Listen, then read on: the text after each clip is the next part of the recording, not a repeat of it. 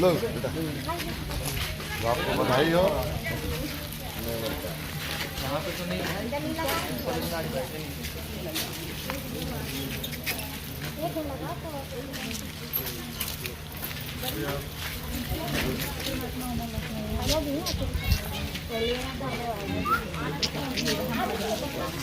बधाई हो आप लोग को।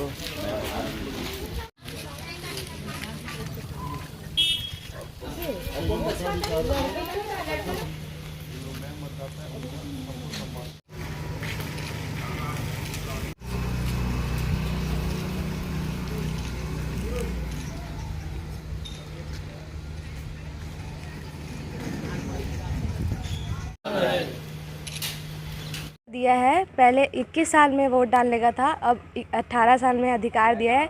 इसलिए हम सब कांग्रेस पार्टी को बहुत बहुत धन्यवाद करते हैं। पहले हम देखते थे कि हमारे मम्मी पापा वोट डालने जाते थे, जो हमें अधिकार नहीं मिला था।